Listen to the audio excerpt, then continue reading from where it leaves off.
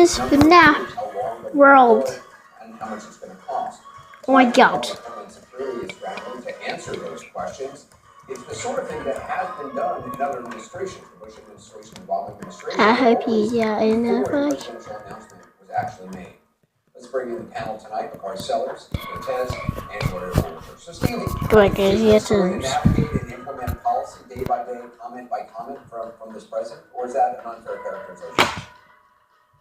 You know, Anderson, I think it's unfair in a way, but I get it. I get the point you're making here. Look, this is not a conventional politician by any stretch. He's our first citizen president, meaning that he had no government experience before he was elected.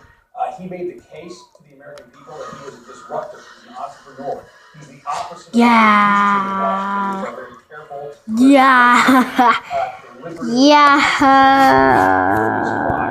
He's approaching this in an entrepreneurial fashion, which at times can seem chaotic, but I think in the end produces results which are great for regular Americans, whether it's tax cuts or standing up to China or appointing judges. He's a man who does what he says.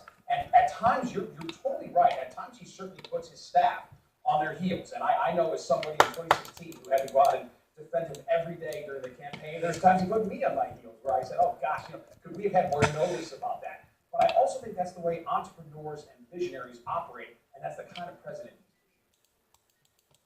Bakari, what about that? That this is just, the entrepreneurial spirit, and he's a disruptor, and that's exactly what he's doing. Well, I think that those characteristics are fair, but it's also fair to say that he's a president who doesn't necessarily have the capacity. He's not one who studies these issues. And also, even more importantly, Donald Trump's policy is usually based upon the last person he speaks to. And so if you take this one point at a time, yes, I think it's fair to say that we have to see how these policies play out. But if you look at the tariffs, for example, you look at Iowa, which is the port capital of the United States, how they're suffering, those industries of aluminum and steel that he set out to quote-unquote save, how they will now suffer, how Boeing in South Carolina and those employees, how they will now suffer. People will feel the pain of just very, very flippant policies. And even more dangerous, we cannot have a commander-in-chief who just at the drop of a dime goes off script and say we're going to withdraw from Syria, understanding that that puts our allies in the Middle East, like Israel, the Kurds who are our allies in this fight against ISIS, puts all of them in danger because of the inconsistency and the lack of a studied president. If he reads his briefs, if he gets down to the business of being president, then I think some of these policy points may actually be more fleshed out, and we can have a more articulate debate about their results on the American public. Anderson, Gloria, does it actually end up being policy? No, I think it's ad hocism at its worst. And I think if you kind of look at we have some stunning reporting from Elise Labott and Kevin Liptak tonight about this national security meeting that the president had on withdrawing from Syria.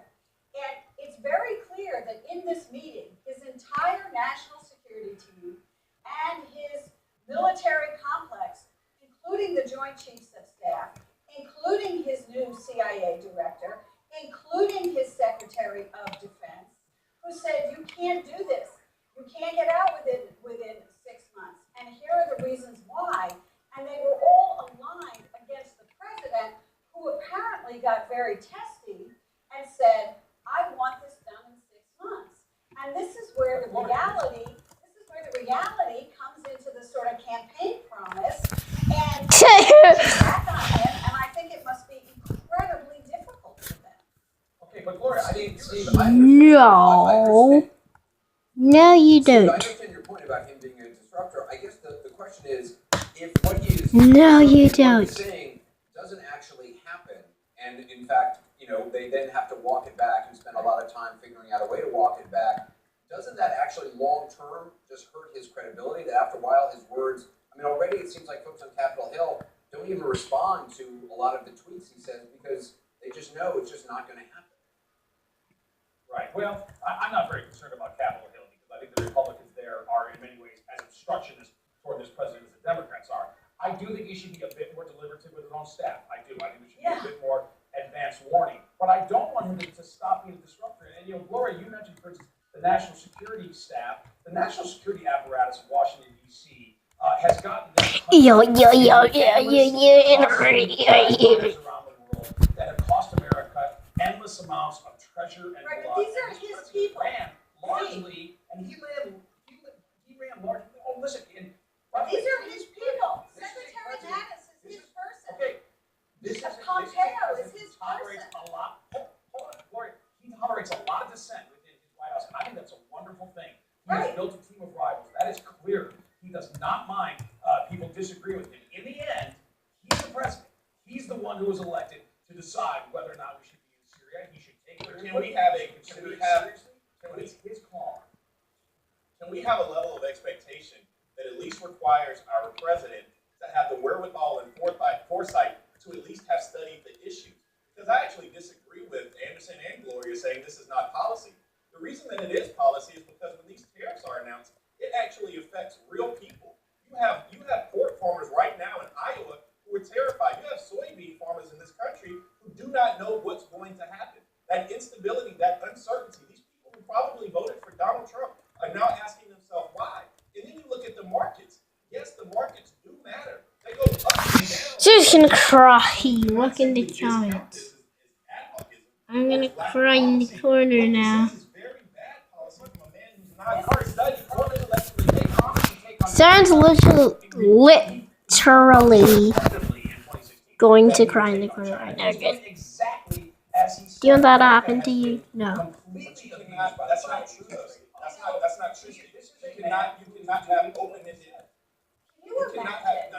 Can you imagine? What at a time, Gloria? Go ahead. Can you imagine being a senior official working for Donald Trump, like Brett McGurk, who puts his heart and his soul every day into figuring out how to defeat ISIS in Syria, and you are giving a speech where you say we are not done, and then the next day, Okay, guys. We have 7 minutes. we are done, we are out, and you don't know that the president is doing that, and you don't think that affects our credibility, our stability, our predictability with our allies. I mean, it's got to be that the people who work for Trump, these are not the outsiders. These are people who put in these jobs, or Ow. kept in these jobs. Dink These out. are people who are Dink. giving them Oh my god. about Oh my god. and, you know, Oh my god. I'm glad that you mentioned the Are outsiders. My favorite you quote is stalking me? And by the way, we are the outsiders. We're the greasers coming into Washington, D.C. And you're right, the D.C. socialists don't like us at all. But I say, Are you stalking me? Trump, all right? You are the disruptor. Doesn't matter. You are the entrepreneur. You're the president this country wants and needs because the Washington. Are you stalking me, prison beggar? don't you think there has to be a strategy But behind Steve, We gotta end the discussion, so we're out of time. Steve Cortez, appreciate Gloria Borgia, Corey Sellers, let's end on an outsider reference. Coming up next, the CNN exclusive special counsel Mueller's team. Oh my. Why does some looks criminal attorneys, right? So they're trying to say, like, if you're reporting, that means we're coming after your boy. Get ready. I'm In some sense, it's almost in a sort of deep definitional question, which is like, could the president FNAF ever be 2. a target because it's unclear that you can indict him? I'm in So FNAF you 2. could say to the president's attorney, yes, the sitting president of the United States is a target. But I'm afraid. The position you take on whether he can be indicted. I would take the position he certainly can be indicted. I know you take that position, but if you don't take that position, Then he can't. then he cannot by definition. So the whole story is meaningless. I mean, I do this every day. I did it as a prosecutor. People would ask me, is he a target? Is he a subject or a witness? I do the same thing when I represent my innocent clients. But the fact of the matter is, all you can do is take that answer with a grain of salt, try and make a reasonable judgment based on it. This happens every day in America. This is not a front page story for the Washington Post. Even this question of, oh, can he be indicted? Can he not be indicted? I don't think people understand. Constitutionally speaking, the president can serve out the rest of his term from jail, right? There are two ways to remove a sitting president. 25th Amendment, impeachment. And so unless we're talking about what, you gotta remember, like, Ryan and McConnell at this point are acting like the crab and Goyle to Trump's Malfoy, right? Unless Ryan and McConnell decide that they want to do something about this, then it's all. Oh, there is good. Thinking on that. That part of it is Oh my god. this is going to be put on your table. Oh my god, that is so funny right now. Article that I can literally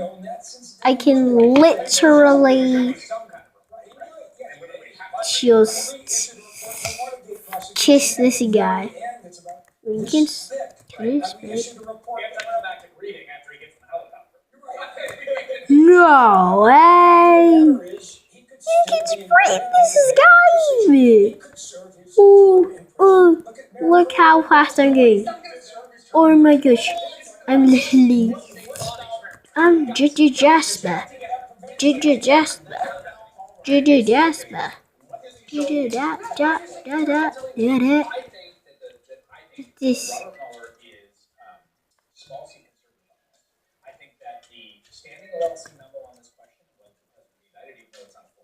This music won't shut off. Flip up. I'm gonna get lost here.